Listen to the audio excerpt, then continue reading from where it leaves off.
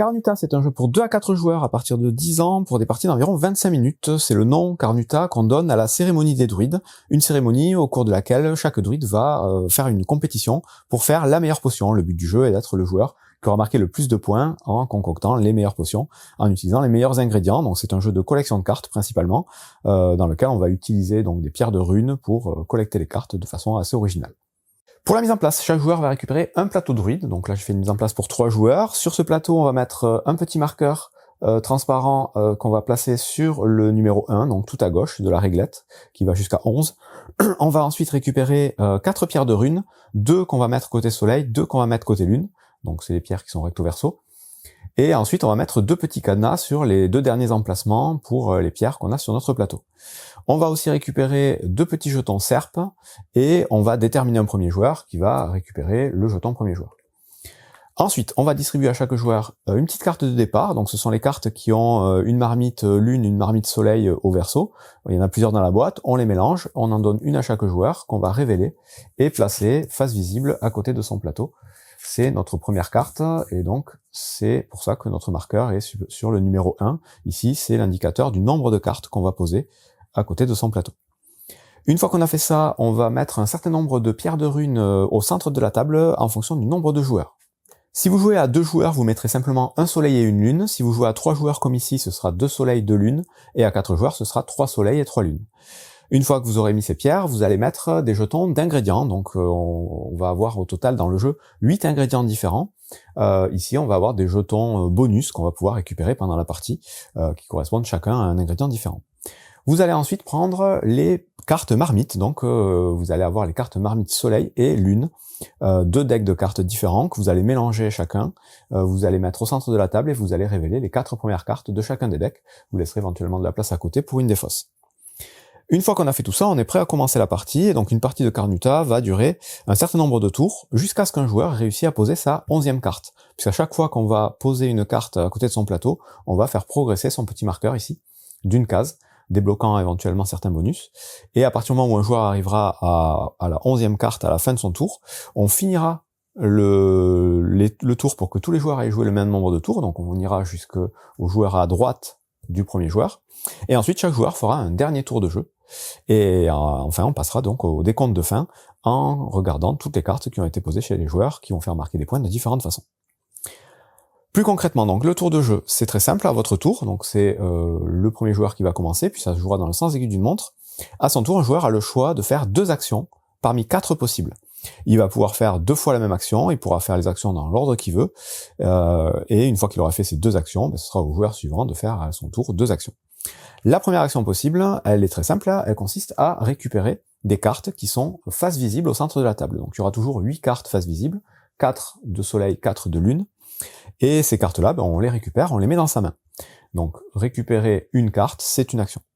On peut donc faire 2 actions en récupérant 2 cartes. Dès qu'on récupère une carte, tout de suite, on en met une nouvelle pour la remplacer, et donc pour notre deuxième action, on peut récupérer éventuellement cette nouvelle carte qui a été piochée.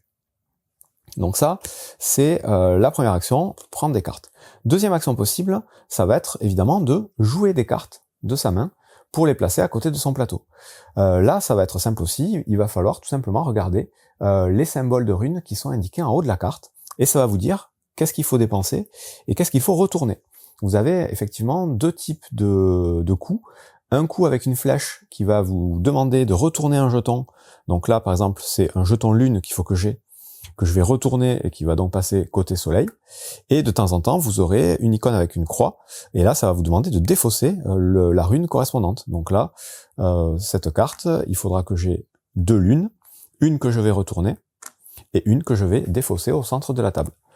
C'est le coût à payer pour pouvoir jouer cette carte. À partir du moment où j'ai fait ça, je peux jouer ma carte à côté de mon plateau.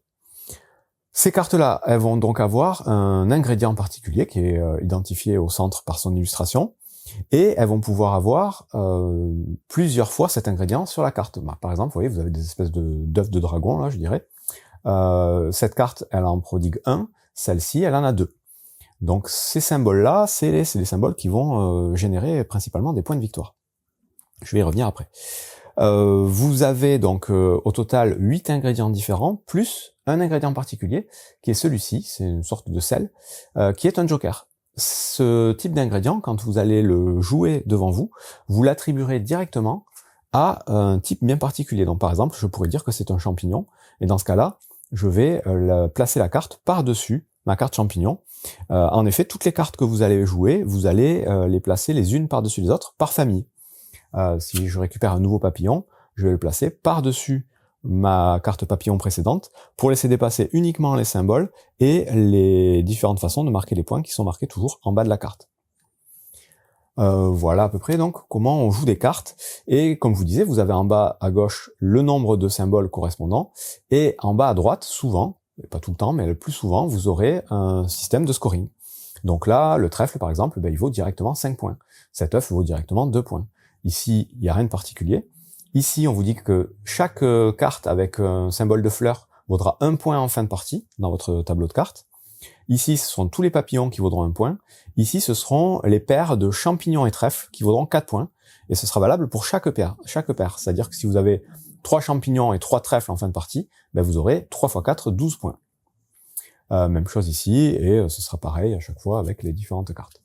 Vous aurez remarqué du coup au dos des cartes que vous avez les différents types d'ingrédients que vous allez trouver dans ce tas de cartes. Donc là, vous avez les crânes, les papillons, les mûres et les champignons dans les marmites de lune, et les trèfles, les fleurs, les œufs et le miel, je pense, dans les marmites de soleil.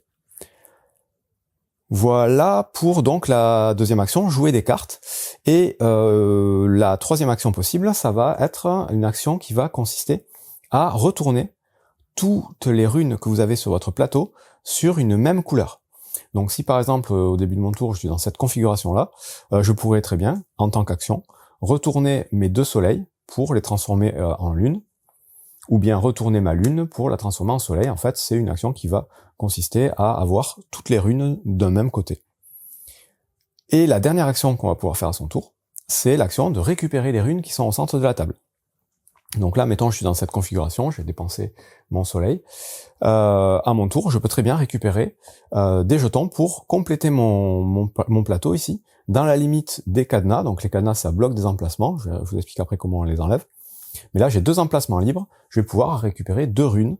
Et quand on fait ça, on récupère nécessairement 2 runes identiques.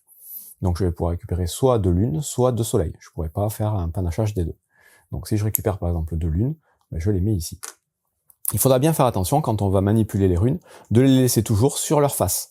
C'est-à-dire que quand je vais devoir défausser des runes, si je dois défausser comme tout à l'heure une rune lune, quand je vais la défausser, je vais la laisser côté lune, quand je vais la mettre au centre de la table. Et la même chose, quand on récupère des runes, on les récupère sur la face sur laquelle elles sont. C'est tout pour les actions qu'on fait à son tour, et en plus de toutes ces actions-là, on a donc 2 petits jetons de serpe ici, qu'on peut utiliser n'importe quand à notre tour, soit au début de notre tour avant de faire nos actions, soit après. Par jeton qu'on va défausser, on va pouvoir enlever toutes les cartes d'une ligne, donc soit toutes les cartes lune, soit toutes les cartes soleil qui sont face visible, les mettre en défausse, et en piocher des nouvelles. Ça vous permet d'aller chercher les cartes que vous souhaitez particulièrement pour comboter vos points de victoire.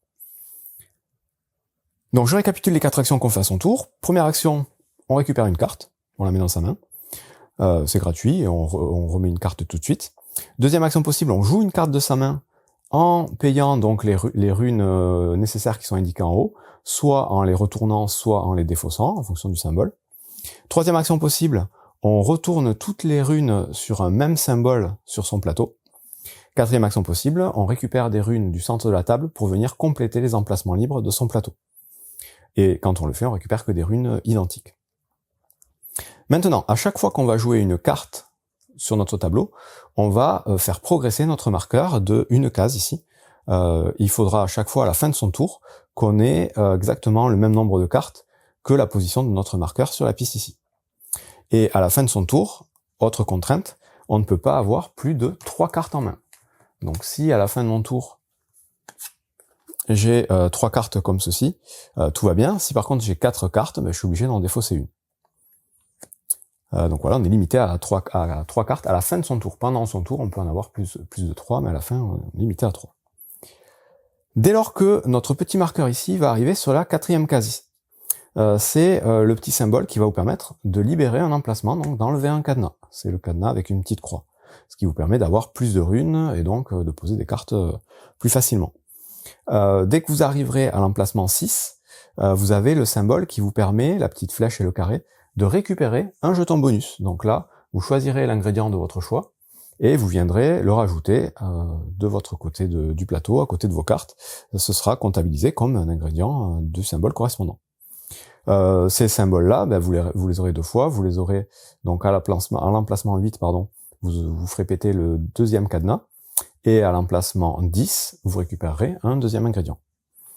Encore une fois, dès qu'un joueur place sa 11e carte, ça déclenche la fin de partie, donc on finit le tour en cours pour que tout le monde ait joué le même nombre de tours, et chaque joueur fait un dernier tour. Donc on pourra avoir au final plus de 11 cartes, et à ce moment-là, donc on passera au décompte de fin. Pour le décompte de fin, c'est très simple, vous allez prendre le petit bloc-notes, marquer vos noms en haut, et vous allez regarder les cartes par type d'ingrédient. Donc vous allez regarder d'abord toutes les cartes miel. Les joueurs vont regarder donc quels points ils vont marquer grâce à leur carte miel. Donc celle-ci, on vous dit, elle vous fait gagner 1 point par mur et 1 point par crâne. Donc vous regardez, vous comptez tous les murs et tous les crânes, et ça vous fait un total de points pour ce type de carte. Ensuite, vous regardez les cartes trèfle, toutes les cartes trèfle, vous regardez combien de points elles vous rapportent, en fonction des conditions qui sont marquées en bas. Même chose pour toutes les cartes. Et comme je vous ai dit, les conditions, je vous les ai expliquées tout à l'heure, c'est assez simple, c'est soit des points directement, soit des points en fonction des autres ingrédients de même type, soit des points en fonction de combinaisons d'ingrédients différents, que vous pouvez avoir plusieurs fois pour marquer de plus en plus de points. On fait évidemment le total de tout ça, et le joueur qui a le plus de points est déclaré vainqueur. S'il y a une égalité sur le total de points, on va regarder le joueur qui aura marqué le plus de points avec un même ingrédient. Et c'est lui qui sera déclaré vainqueur. S'il y a encore égalité là-dessus, on se partage la victoire tout simplement. Et c'est tout pour les règles de Carnouta, qui est encore une fois un jeu très simple, très accessible, de collection de cartes. Donc c'est des jeux plutôt à la mode. Ça va faire penser un peu à du château combo, ça joue un petit peu dans la même catégorie, des jeux vraiment qu'on peut expliquer facilement et qu'on peut jouer en famille avec tout type de joueurs, même les joueurs qui n'ont pas trop l'habitude des jeux de société. Et c'est plutôt intéressant, donc il y a beaucoup de jeux dans cette catégorie. Si vous n'êtes pas lassé, vous pouvez tenter celui-là, il fonctionne plutôt bien avec sa petite mécanique d'achat de cartes assez originale avec les petites pierres de runes. Ça fonctionne bien, c'est un bon petit jeu à tester à l'occasion. Bon jeu!